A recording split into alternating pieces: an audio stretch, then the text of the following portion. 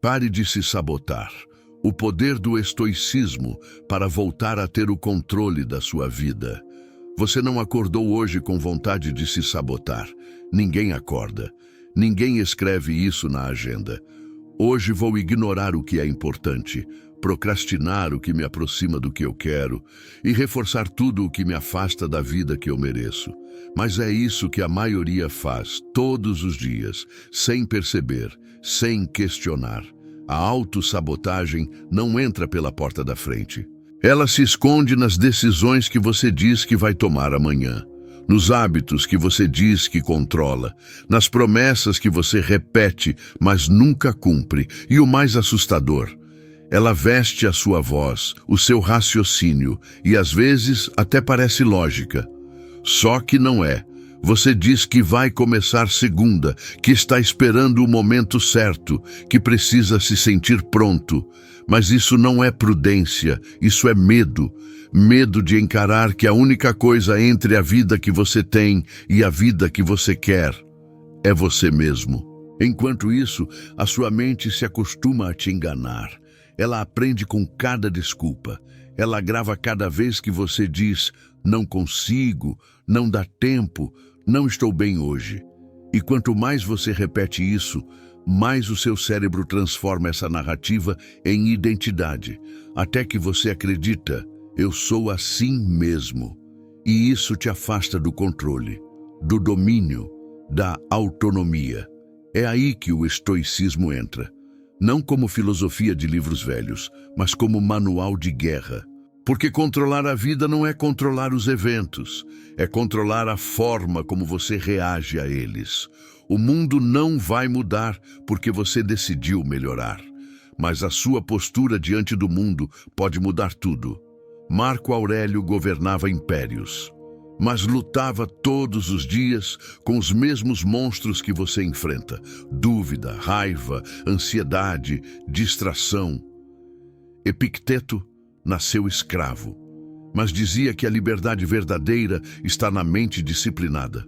Nenhum deles esperou motivação, nenhum deles pediu permissão. Eles tomaram o controle, primeiro da própria mente, e isso foi suficiente. E agora você chegou aqui, talvez sem perceber, talvez procurando uma resposta. Mas se você continua assistindo, é porque alguma parte de você já está cansada de ceder. Já entendeu que a autossabotagem não vai parar sozinha.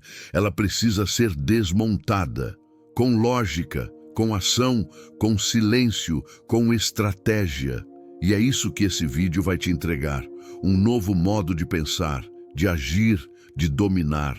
Não com promessas vazias ou frases bonitas, mas com verdades duras, reflexões profundas, ferramentas práticas. Você vai aprender a ser seu próprio comandante.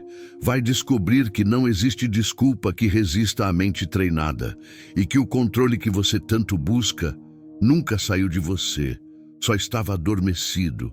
Agora que você sabe disso, a escolha é sua. Você continua sendo escravo das histórias que criou ou se torna o autor da sua própria vida. O ciclo invisível da autossabotagem silenciosa. Você não se destrói com grandes decisões. Você se destrói com concessões pequenas, diárias, quase imperceptíveis. Não é o fracasso que te afasta da vida que você quer. É o hábito de aceitar menos do que você merece, enquanto diz que está tudo bem. A autossabotagem não tem cara de erro, tem cara de costume. Você se acostuma a deixar para depois, a dizer só mais 5 minutos. A aceitar que hoje não deu, mas amanhã você compensa. Só que esse amanhã nunca vem. E cada vez que você cede, reforça um padrão que se esconde sob o disfarce da normalidade. O problema não é errar. O problema é repetir. O problema é quando errar vira padrão. Quando adiar, vira rotina. Quando se enganar, vira identidade. Você começa a construir uma versão de si mesmo que vive tentando, mas nunca termina. Sempre planejando, mas nunca fazendo. Sempre começando, mas sempre voltando ao mesmo ponto. O ciclo da autossabotagem é cruel porque ele é sutil. Ele não te derruba de uma vez, Ele vai corroendo o seu senso de valor, sua autoconfiança, sua clareza de propósito. Vai te fazendo duvidar de que é possível mudar.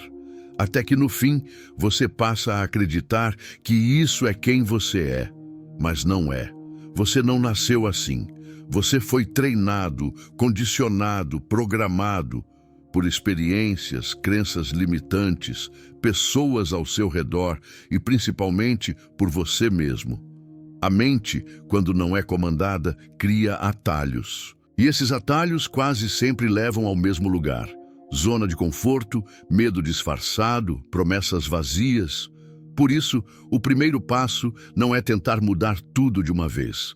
O primeiro passo é enxergar esse ciclo. É perceber que não é falta de capacidade. É repetição de padrões.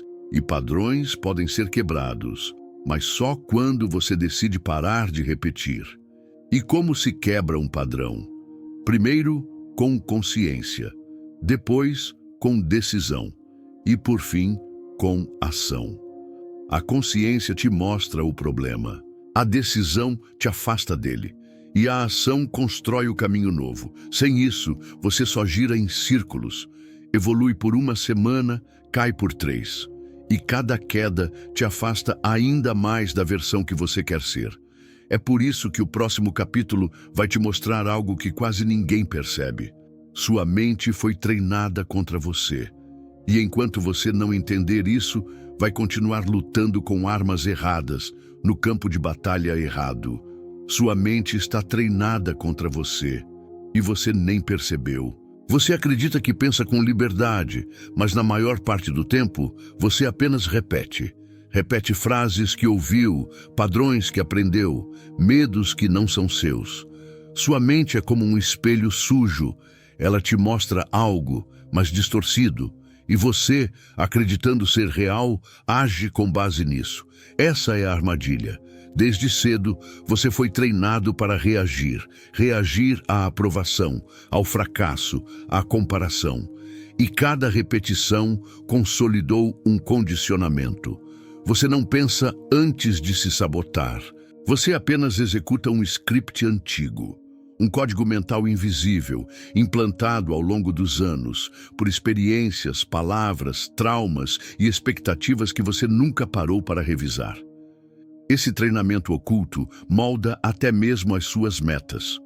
Você diz que quer melhorar, mas define objetivos com base no medo de ficar para trás e não no desejo autêntico de crescer. Você diz que quer liberdade, mas vive preso a uma agenda que não escolheu. Diz que quer mudar, mas continua obedecendo a mesma voz que te limita. A mente não é o problema, ela é a ferramenta. Mas se você não a reprograma, ela te comanda. E se ela foi treinada para o medo, para a autossabotagem, para a hesitação, é isso que ela vai entregar, sempre. Porque o cérebro não busca o que é melhor, ele busca o que é conhecido, mesmo que o conhecido seja destrutivo. E é aqui que entra a disciplina estoica, não para suprimir pensamentos, mas para redesenhar a rota, para interromper o piloto automático, para devolver ao pensamento sua função mais nobre, questionar, duvidar do impulso, investigar a crença, reconstruir o raciocínio. A mente que não questiona, obedece. A mente que não é treinada, reproduz. A mente que não é desafiada, estagna. E enquanto isso acontece, você continua girando no mesmo eixo, tentando controlar o externo, enquanto é refém do interno. Mas há um espaço entre o que te acontece e o que você escolhe fazer com isso. É nesse intervalo que a filosofia estoica encontra a lógica cartesiana. E é sobre esse espaço, esse campo de força invisível, que vamos falar no próximo capítulo. A anatomia do impulso. Por que você age antes de pensar? Você acredita que toma decisões, mas na maioria das vezes você apenas reage, sem pausa, sem filtro, sem comando. O impulso vem e você já está dentro dele. Quando percebe, já falou o que não devia, já clicou onde não queria, já desistiu de algo que jurou tentar mais uma vez. Esse é o ponto cego da maioria. Pensam que decidem, quando na verdade estão apenas obedecendo a impulsos disfarçados de escolhas. O impulso é rápido, instintivo, emocional. Ele não precisa de permissão, porque se alimenta da sua ausência, da ausência de presença, de lucidez, de pausa. O estoicismo chama isso de perder o domínio de si, quando a ação nasce da emoção não examinada, quando o corpo se move antes que a razão desperte. E é aí que mora a chave. Entre o estímulo e a resposta existe um espaço, um intervalo invisível, e é nesse espaço que você recupera o controle da sua vida. Só que esse espaço não aparece sozinho. Ele precisa ser criado, e só se cria com treino. Pausar diante da raiva, respirar antes de justificar, refletir antes de se entregar ao vício do automático. É nessa pausa que o impulso perde força. E é nela que o seu poder começa a nascer. Descartes nos ensinou que a dúvida é o início da consciência. Questionar antes de agir é mais do que prudência, é maturidade filosófica, é domínio mental, é a negação ativa de tudo que a sua mente treinada quer que você apenas aceite sem pensar. Porque o impulso nem sempre parece agressivo. Às vezes, ele vem em forma de conforto, de hábito, de alívio rápido. Mas o que alivia agora, frequentemente adia o que realmente importa. E cada vez que você escolhe o alívio, você abre mão da conquista, da disciplina, da versão de si mesmo que você diz querer construir. O estoico não é aquele que não sente, é aquele que sente e escolhe não ser comandado pelo que sente. Ele reconhece o impulso, mas não se dobra a ele. Ele nota o desejo, mas não se entrega ao primeiro sabor. Ele sabe que entre querer e fazer existe um abismo e que a ponte entre os dois se chama razão. Se você quer deixar de agir como marionete do próprio emocional, precisa entender que sua força está nesse intervalo. O tempo entre o que te atinge e o que você decide fazer com isso. E é aqui que muita gente se engana, acreditando que está sendo racional quando está apenas racionalizando o próprio medo. No próximo capítulo, vamos entrar nessa ilusão perigosa, onde a emoção veste a máscara da lógica. E você, acreditando estar no controle, acaba mais uma vez obedecendo sem perceber. Descartes e o vício da emoção disfarçada de lógica. Você diz que pensou bem antes de tomar aquela decisão. Diz que refletiu, analisou, ponderou, mas no fundo só procurou argumentos para justificar o que já queria fazer. Esse é o truque mais sutil da mente. Ela veste a emoção com a roupa da razão e te faz acreditar que está sendo lógico quando está apenas sendo conduzido por aquilo que não quer encarar de frente. Descartes nos alertou para isso ao propor a dúvida como ferramenta filosófica.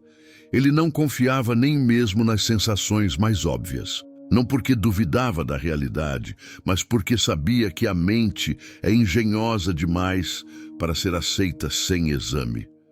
E se isso vale para as percepções externas, quanto mais para as internas, aquelas que nascem do desejo, do medo, da pressa.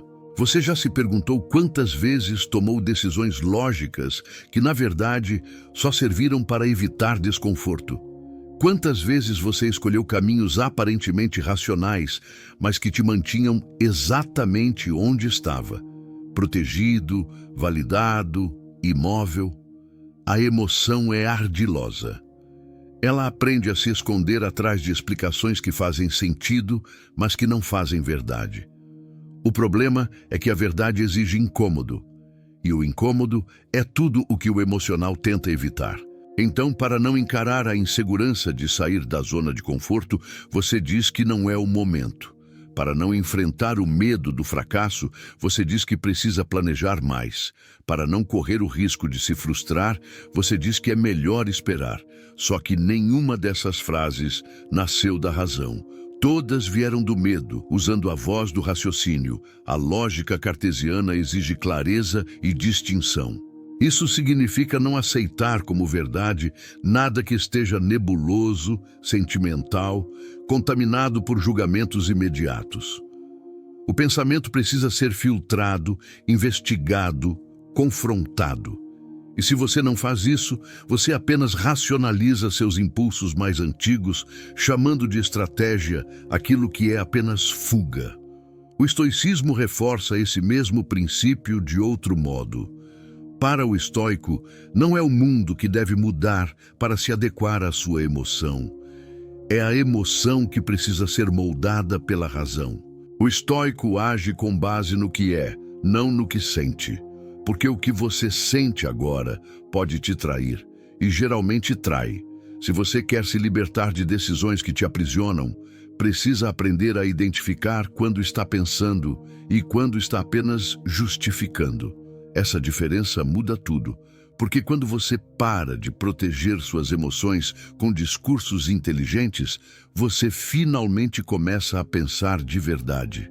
E no momento em que você reconhece isso, começa a perceber outro erro grave: o desejo de controlar tudo. Como se fosse possível eliminar o caos da vida com organização e estratégia. Mas essa busca por controle total é, na verdade, mais uma forma sutil de autossabotagem. A ilusão do controle total, como o desejo de controlar tudo, te destrói. Você se convenceu de que, se tivesse mais controle, tudo seria diferente. Que bastaria planejar melhor, prever tudo, eliminar os imprevistos. Você acredita que controlar tudo te daria paz. Mas é justamente essa obsessão por controle que te mantém preso à ansiedade, à frustração e ao desgaste constante. O desejo de controlar tudo é a forma mais sofisticada de insegurança. É a tentativa desesperada de se proteger daquilo que é inevitável, o imprevisível. Você pode organizar sua rotina, definir metas, cuidar da alimentação, cultivar disciplina, mas nunca vai controlar as circunstâncias externas, as reações alheias, os desencontros da vida. E quanto mais você tenta dominar o que está fora do seu alcance, mais perde o que deveria ser seu por natureza. A direção interna. A mente que busca controle absoluto vive em estado de alerta. Ela desconfia de tudo, exige garantias, resiste a cada mudança. E essa resistência é exaustiva, porque a realidade não obedece a mapas mentais. Ela simplesmente acontece. E se você não aprende a fluir com ela, você quebra por dentro. O estoicismo não ensina a controlar o mundo. Ensina a identificar o que merece sua energia, a separar o que depende de você daquilo que não depende. E só isso já te liberta de 90% do peso que você carrega à toa. Marco Aurélio dizia que a tranquilidade vem quando você aceita aquilo que não pode mudar. Mas a maioria faz o contrário. Briga com o que não pode mudar e ignora o que está sob seu poder. A busca pelo controle total é uma armadilha mental, um esforço sem fim, uma prisão disfarçada de planejamento. E quanto mais você tenta controlar tudo, mais rígido você se torna, mais intolerante ao erro, mais reativo às falhas, mais distante da realidade. Porque a vida não te deve estabilidade, ela só te dá escolhas. E o que você faz com elas define tudo. René Descartes acreditava na clareza racional, mas também sabia que não se pode confiar plenamente nos sentidos. E isso se aplica ao desejo de controle. Ele parece sensato, mas muitas vezes é só um sintoma da sua dificuldade de confiar em si mesmo. No fundo, o problema não é o mundo ser incerto, é você não se sentir pronto para lidar com ele. Enquanto você tentar dominar o que está fora, vai continuar negligenciando o que está dentro. E esse é o maior erro. Porque a força real não está no planejamento perfeito, mas na postura inabalável diante do caos. E é nesse ponto que o estoicismo revela seu lado mais mal interpretado, porque muitos acham que ser estoico é ser calmo. Mas a verdade é que ser estoico é estar em guerra constante com o próprio caos, com firmeza, com lucidez, com disciplina. O estoicismo não é paz, é guerra contra o caos interno. Você imagina o estoico como alguém calmo, impassível, sempre sereno diante dos problemas. Mas isso é só a aparência. O estoico verdadeiro não vive em paz. Ele vive em combate. Um combate diário, silencioso e solitário. Contra quem? Contra o próprio caos interior. A paz que você busca não vem da ausência de problemas. Vem da habilidade de enfrentá-los com firmeza. E essa habilidade não nasce do acaso. Ela é forjada no desconforto, no conflito interno, na disciplina mental de quem decidiu não ser mais escravo da própria tempestade emocional. Ser estoico é resistir quando tudo dentro de você quer ceder. É manter o foco quando a mente grita por distração. É agir com razão enquanto o corpo pulsa com raiva, medo ou cansaço. O estoico não nega o caos. Ele o encara, não espera por tranquilidade. Ele a constrói. A força, com decisões duras, com autocontrole, com clareza diante da confusão. Você não precisa se tornar frio, precisa se tornar forte. E força mental não se conquista com frases prontas ou vídeos motivacionais. Ela nasce da repetição diária de escolhas conscientes, de se levantar quando não quer, de se calar quando tudo em você quer reagir, de seguir quando a mente tenta sabotar. Essa luta interna não tem plateia. Ninguém vai te aplaudir por dizer não ao impulso, por escolher o que é certo em vez do que é fácil. Mas cada vez que você vence, você reconstrói a sua identidade. Porque o caos não some, ele volta. Todos os dias. A diferença é que agora você não se curva mais diante dele. O estoico guerreia em silêncio. Enquanto o mundo fala demais, sente demais, reage demais, ele observa, pensa e escolhe. Não por frieza, mas por consciência. Não por orgulho, mas por responsabilidade. Porque ele entendeu que a liberdade não é fazer o que se quer. É conseguir não fazer o que destrói. E para isso, não existe caminho sem esforço. Você não vai acordar motivado todos os dias. E é justamente por isso que a motivação é fraca, fugaz, inconsistente.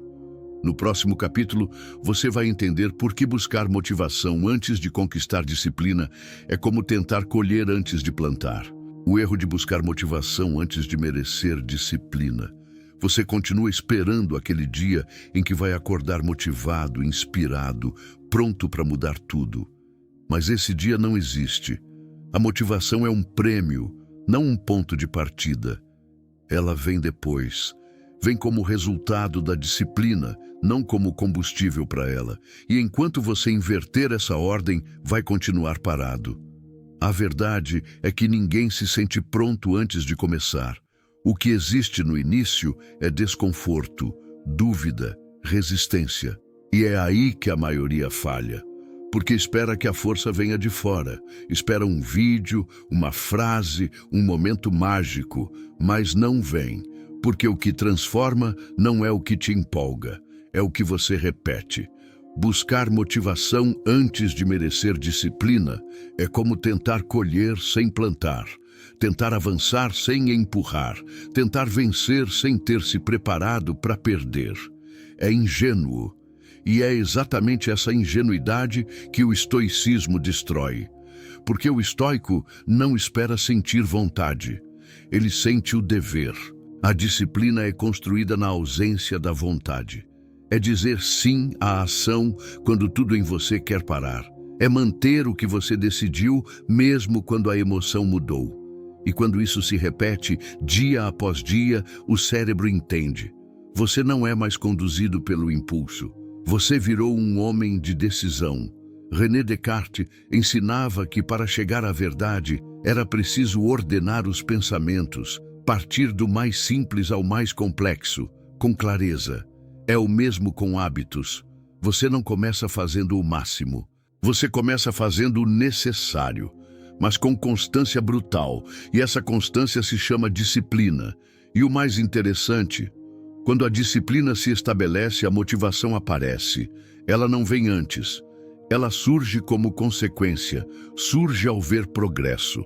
Ao perceber que mesmo sem vontade você foi lá e fez, a mente começa a respeitar quem você está se tornando. E nesse momento, a motivação não é mais necessária, porque você não depende mais dela. A cultura atual está viciada em inspiração. Mas inspiração sem ação é só alívio. Um tipo bonito de auto-engano. Você se sente bem, mas não muda nada. Você se anima, mas continua no mesmo lugar. Só que a disciplina te move, mesmo em silêncio, mesmo sem aplauso, mesmo sem ânimo. E se tem algo que te impede de construir essa disciplina hoje, está muito provavelmente na sua mão agora. Um aparelho que virou extensão da sua mente, do seu foco, da sua identidade. No próximo capítulo, vamos abrir esse campo de batalha moderno.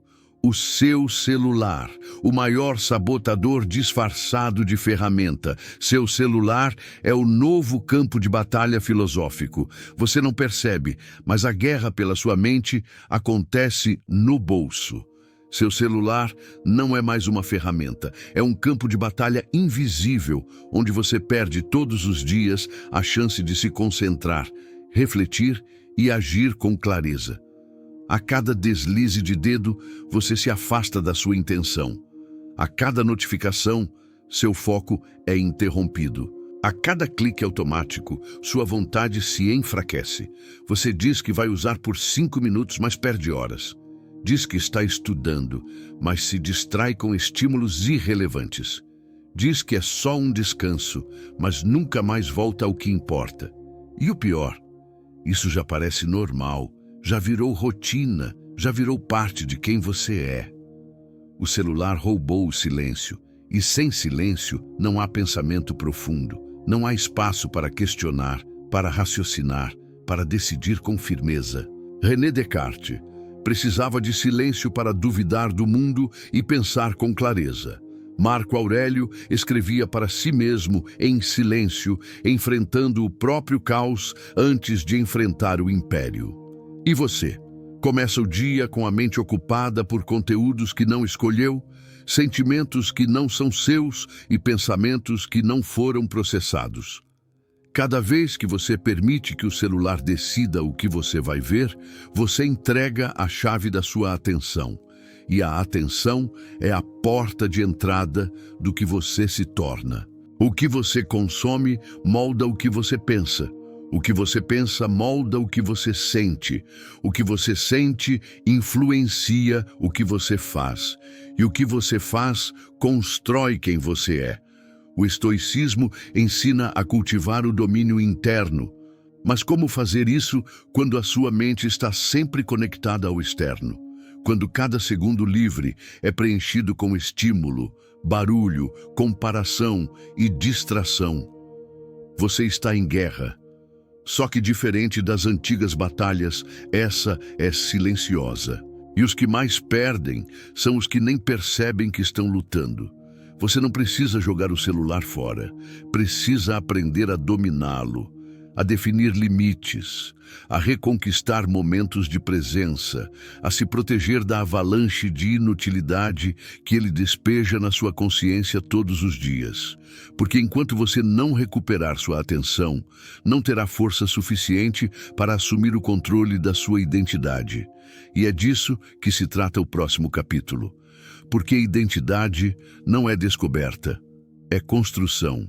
E se você continuar vivendo como se fosse um reflexo das circunstâncias, vai se esquecer de que tem o poder de escolher quem você é. Sua identidade é uma decisão, não um destino.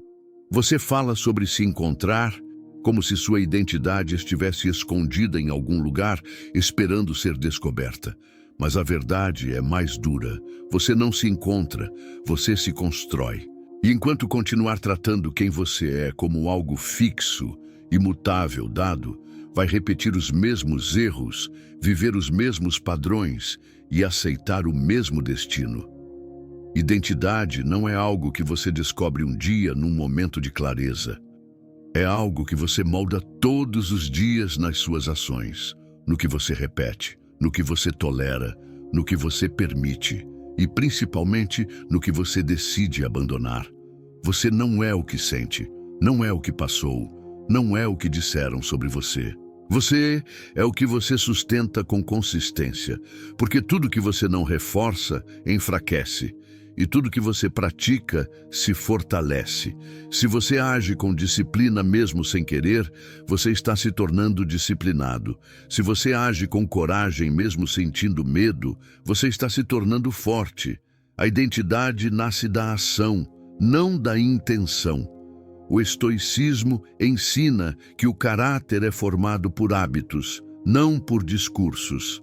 A cada escolha, você está dizendo quem está se tornando, mesmo quando ninguém está vendo, especialmente quando ninguém está vendo. É no invisível que o novo eu começa a nascer. E se você não assume isso com responsabilidade, vai continuar esperando mudanças que só acontecem com quem age. René Descartes acreditava que a única certeza era a própria existência pensante. Mas o que você pensa precisa produzir consequências no mundo. Pensar, duvidar, refletir, tudo isso é nobre. Mas se não se transforma em decisão, vira filosofia estéril. Sua identidade não está nas ideias que você admira, está nas atitudes que você repete. O problema é que muita gente vive presa a uma imagem de si que já deveria ter morrido. Continuam se identificando com a versão que falha, que adia, que promete e não cumpre. Mas isso não é quem você é quem você tem sido. E essa diferença muda tudo. Porque o que você tem sido até agora é apenas o resultado de escolhas passadas. E se você mudar as escolhas de hoje, muda a trajetória de amanhã. Enquanto você tratar a identidade como destino, vai continuar se limitando. Mas quando entende que ela é uma decisão contínua, você assume o poder de se reinventar. E quem se reinventa não teme o passado. Usa o que foi como alicerce para o que está se tornando. No último capítulo você vai entender porque tudo o que foi dito até agora só faz sentido se você tomar uma única decisão. A de assumir o comando da sua própria mente, porque ninguém vai fazer isso por você, e se você não liderar, será sempre liderado. Você é o seu último comandante. Ninguém vai te resgatar, ninguém vai tomar as rédeas por você, ninguém vai colocar ordem dentro do seu caos, porque ninguém pode comandar uma mente que não está disposta a se levantar. Você é, no fim das contas, o seu último comandante. E essa é a notícia mais libertadora e mais assustadora que você vai ouvir. Libertadora porque te devolve o controle. Assustadora porque te tira as desculpas. A partir do momento em que você reconhece que o seu destino não depende de sorte, nem de motivação, nem de circunstâncias perfeitas, depende apenas da sua decisão consciente de agir, tudo muda. Não de fora para dentro, de dentro para fora. A mente que não é liderada se entrega ao ruído, ao impulso, à distração, a cada notificação que você obedece, a cada desejo que você justifica, a cada vez que você silencia a razão por conforto emocional, você está deixando o posto, está abandonando a liderança de si. E o que não tem comando vira confusão. Você precisa escolher. Ou você governa o que pensa, sente e faz, ou será governado por tudo isso. O estoicismo não te promete uma vida sem dor, mas te oferece uma mente que não quebra diante dela. E isso é raro, é nobre, é necessário. A maioria vive como se fosse passageira da própria consciência, reage a tudo, reflete pouco, decide menos ainda. Mas você não nasceu para isso, você foi feito para comandar. Para usar a lógica como espada, a disciplina como escudo, o silêncio como estratégia e a razão como bússola. René Descartes colocou a dúvida no centro do pensamento e, com isso, deu à humanidade uma nova base de raciocínio. Mas essa dúvida só tem valor quando usada para construir, não para paralisar. O estoico não duvida por insegurança, ele duvida por clareza. Questiona para agir melhor e age mesmo sem garantias. Agora que você chegou até aqui, precisa entender: não existe mais neutralidade. Ou você retoma o controle da sua mente, ou ela continuará sendo ocupada por tudo o que é externo, raso e automático. Você é o último a poder se comandar, o único a poder mudar. E se você não fizer isso por você, ninguém vai fazer. Se você chegou até aqui, é porque alguma parte dentro de você já entendeu. Entendeu que viver no automático tem um preço alto demais. Que continuar se enganando, adiando, cedendo, não é mais uma opção.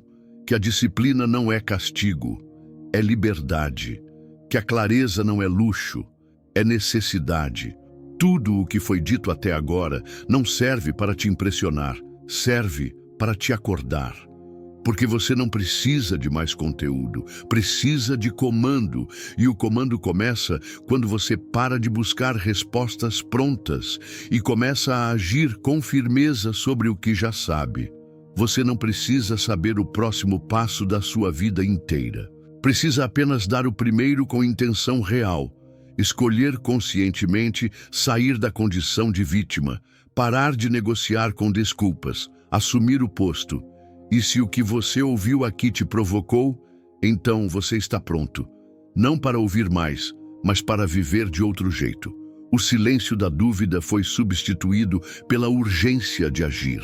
Agora vá, mas vá como comandante, com presença, com propósito, com domínio, porque sua mente te seguirá para onde você apontar, mas ela só respeita líderes, nunca vítimas.